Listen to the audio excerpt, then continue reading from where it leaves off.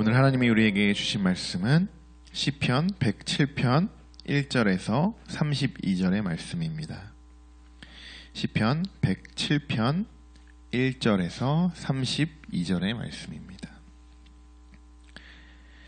시편 107편을 노래하는 공동체 지체들은 하나님이 백성 전체뿐만 아니라 특정 지체들에게도 보여주신 하나님의 지속적인 인자하심에 대해 서로 감사하라고 촉구하고 있습니다. 이 시편은 4개의 독특한 집단들이 등장하고 있습니다. 고통 속에 있는 백성 가운데 하나님의 구원을 받은 사람들에 대한 4개의 집단입니다. 오늘 우리가 같이 말씀을 나누면서 오늘은 개인이 아닌 공동체에 대해서 조금 더 초점을 맞춰보면 어떨까 싶습니다. 우리 1절에서 3절의 말씀 우리 같이 봉독하도록 하겠습니다. 여호와께 감사하라. 그는 선하시며 그 인자하심이 영원함이로다. 여호와의 속량을 받은 자들은 이같이 말할지어다. 여호와께서 대적의 손에서 그들을 속량하사 동서남북 각 지방에서부터 모으셨도다. 아멘. 최근 들어 감사할 일이 너무나도 많이 생겨나는 것 같습니다. 새벽의 말씀을 준비하고 또한 수요 예배를 준비하면서 의도치 않게 계속적으로 시편의 말씀을 묵상하게 되는데, 각 본문의 말씀 1절에는 여호와께 감사하라 라는 말씀이 제일 저는 마음에 와닿았던 것 같습니다. 그 속에는 수많은 의미들이 있겠죠. 저뿐만 아니라 고요한 이 새벽 시간에 시편의 말씀을 묵상하면서 각자 마음속에 와닿았던 말씀들이 있을 것입니다. 오늘도 하나님이 주시는 그 말씀을 붙들고 기도하실 때 감사하는 마음이 갑절로 생겨나길 소망합니다. 그럼 오늘 4개의 집단 중 첫 번째 집단에 대해서 알아보도록 하겠습니다. 4절에서 9절까지의 말씀 우리 한번 같이 읽어보겠습니다.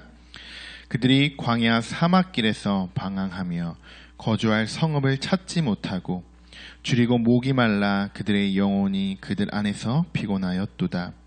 이에 그들이 근심 중에 여호와께 부르짖음에 그들의 고통에서 건지시고 또 바른 길로 인도하사 거주할 성읍에 이르게 하셨도다.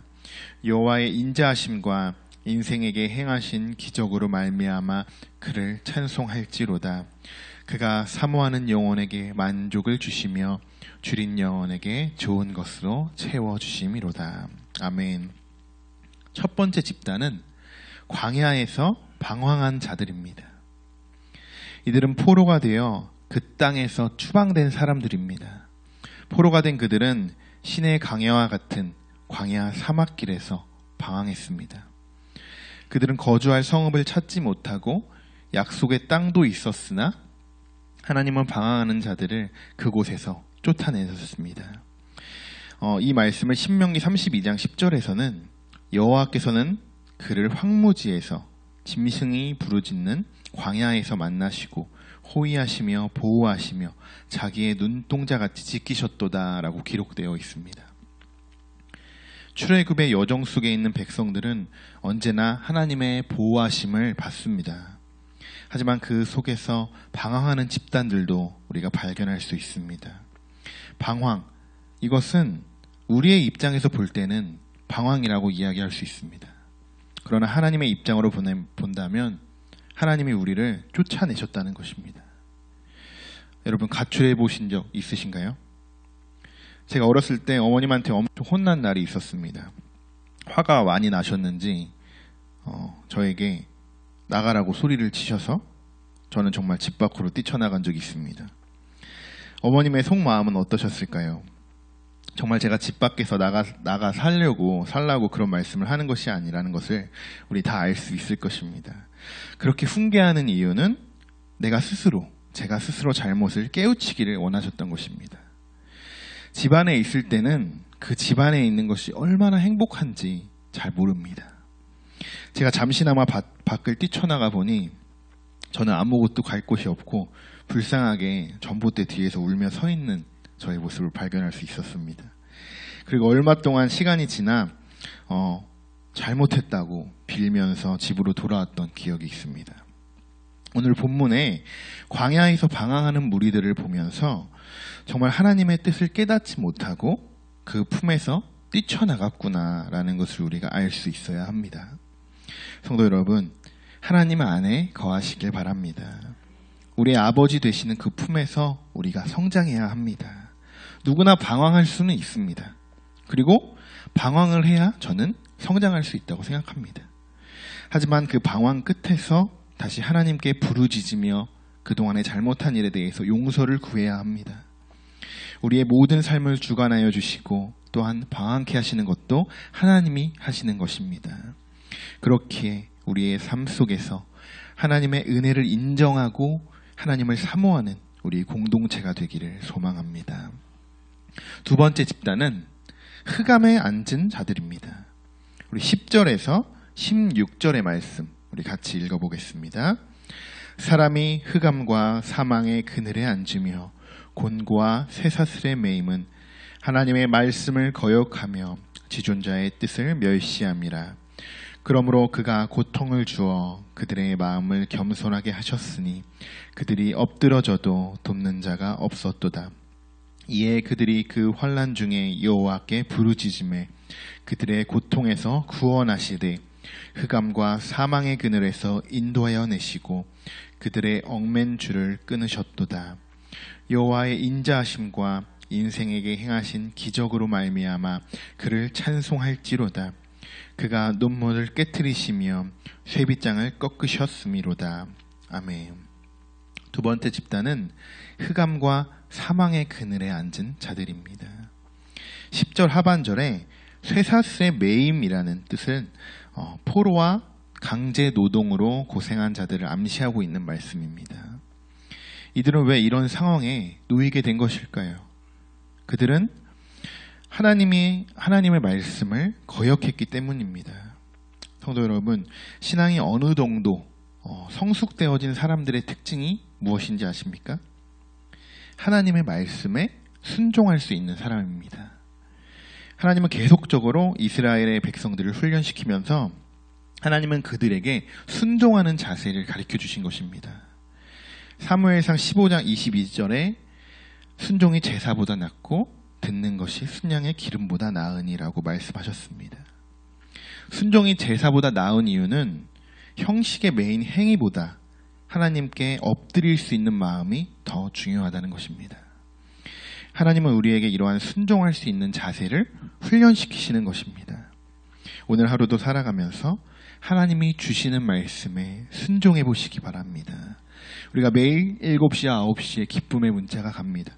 그 말씀을 가지고 순종해 보시기 바랍니다. 세 번째 집단은 그들 자신의 미련함 때문에 고통을 겪는 자들입니다. 17절에서 우리 22절의 말씀 우리 같이 읽어보겠습니다. 미련한 자들은 그들의 죄악의 길을 따르고 그들의 악을 범하기 때문에 고난을 받아 그들은 그들의 모든 음식물을 싫어하게 되어 사망의 문에 이르렀도다. 이에 그들이 그들의 고통 때문에 여호와께 부르짖음에 그가 그들의 고통에서 그들을 구원하시되 그가 그의 말씀을 보내어 그들을 고치시고 위험한 지경에서 건지시는도다. 여호와의 인자하심과 인생에게 행하신 기적으로 말미암아 그를 찬송할지로다. 감사제를 드리며 노래하여 그가 행하신 일을 선포할지로다. 아멘. 그들의 미련함은 오히려 그들에게 고난으로 되돌아갑니다. 미련한 사람은 죄에 대해서 빠르게 인식하지 못합니다. 그러다 보니 어느덧 죄에 죄가 더해져서 감당할 수 없을 만큼의 큰 시험에 빠져들게 됩니다. 우리 교회가 건강한 공동체가 되기 위해서는 사단이 주는 시험에서 빠르게 빠져나와야 합니다. 그리고 건강한 공동체가 되기 위해서는 기도하는 무리들이 생겨나야 합니다. 사닥을 대적할 수 있는 것은 오직 기도뿐입니다. 17절에 미련한 자들은 그들의 죄악의 길을 따르고 라는 말씀이 있습니다. 죄악의 길은 아주 달콤합니다. 그렇게 많은 사람들이 그 길로 가는 곳입니다. 안타깝게도 그 길의 끝은 이미 실패를 경험한 뒤 사망의 길이라는 것을 뒤늦게야 깨닫게 됩니다. 마지막으로의 그룹, 우리 네 번째 집단은 배를 타고 바다에서 항해한 자들입니다. 23절에서 우리 32절의 말씀을 우리 같이 읽어보겠습니다. 배들을 바다에 띄우며 큰 물에서 일을 하는 자는 여호와께서 행하신 일들과 그의 기이한 일들을 깊은 바다에서 보나니 여호와께서 명령하신즉 광풍이 일어나 바다 물결을 일으키시는도다. 그들이 하늘로 솟구쳤다가 깊은 곳으로 내려가나니 그 위험 때문에 그들의 영혼이 녹는도다. 그들이 이리저리 구르며 취한 자같이 비틀거리니 그들의 모든 지각이 혼돈 속에 빠지는도다. 이에 그들이 그들의 고통 때문에 여호와께 부르짖음에 그가 그들의 고통에서 그들을 인도하여 내시고 광풍을 고요하게 하사 물결을 잔잔하게 하시는도다. 그들이 평온함으로 말미암아 기뻐하는 중에 여호와께서 그들이 바라는 항구로 인도하시는도다. 여호와의 인자하심과 인생에게 행하신 기적으로 말미암아 찬송할지로다. 백성의 모임에서 그를 높이며 장로들의 자리에서 그를 찬송할지로다. 아멘. 이 집단은 폭풍 후에 휩싸인 선원들의 이야기입니다. 마치 신약 성경에서 등장하는 예수님과 12 제자들이 배를 타고 가다가 큰 광풍을 만난 사건과 흡사한 장면을 볼 수 있습니다. 이 둘의 공통점은 무엇일까요? 여호와께 부르짖었다는 것입니다. 하나님은 부르짖으며 구하는 자들의 기도에 속히 응답하십니다. 그리고 더 놀라운 사실 한 가지가 있습니다. 28절 상반절에 여호와께 부르짖었다라는 말씀 앞에 이렇게 쓰여져 있습니다. 그들이 그들의 고통 때문에 여호와께 부르짖음에 라고 되어 있습니다. 그들은 하나님을 위해서 부르짖은 것이 아닙니다. 자기들의 고통 때문에 지금 당장 죽을 것 같기 때문에 하나님께 부르짖는 것입니다. 저는 이 무리들이 정말 솔직한 사람들이라고 생각되어집니다. 광풍이 일어나 파도가 하늘로 솟구치고 배가 위아래로 흔들리고 사람들은 중심을 잃고 비틀거리고 쓰러지고 심지어 지각이 혼돈손에 빠져 있다는 것처럼 느껴지는 이 순간에 우리들은 어떻게 대처했을까요? 기도했을까요? 성도 여러분, 어떤 상황이 올지라도 하나님을 잊어버리시지 않으시기 바랍니다. 어떠한 상황이 올지라도 기도하시기 바랍니다. 우리는 이미 구원받은 하나님의 자녀입니다. 그렇게 아무것도 염려할 필요가 없습니다. 하나님은 우리를 언제나 보호하시고 지켜주십니다. 우리 안에 그런 믿음이 있다면 하나님은 우리에게 평안한 마음을 주실 것이고 기뻐하며 감사하는 마음을 주실 것입니다. 오늘의 말씀을 정리하도록 하겠습니다. 오늘 우리는 4개의 집단을 통해서 우리의 신앙을 되돌아보았습니다. 첫 번째는 광야에서 방황한 자들. 신앙의 방황은 한번 하고 끝나는 것이 아닙니다. 계속적으로 다른 방법으로 방황하는 단계가 올 수 있습니다. 그러나 그것을 두려워 마시고 신앙의 방황 끝에 다시 한번 하나님을 부르짖는 성도님들이 되시길 바랍니다. 두 번째는 흑암에 앉은 자들. 하나님의 말씀을 거역하는 것은 흑암과 사망의 길로 걸어가는 것입니다. 우리는 하나님의 말씀에 순종할 수 있어야 합니다. 하나님이 원하시는 것은 제사가 아닌 순종입니다. 세 번째는 그들 자신의 미련함 때문에 고통을 겪는 자들입니다. 죄인 것을 깨닫지 못하는 것은 미련한 사람입니다. 그리고 그 뒤엔 당연히 고통이 따라오기 마련입니다. 미련함으로 인해 죄를 짓지 않도록 지혜를 구해야 합니다.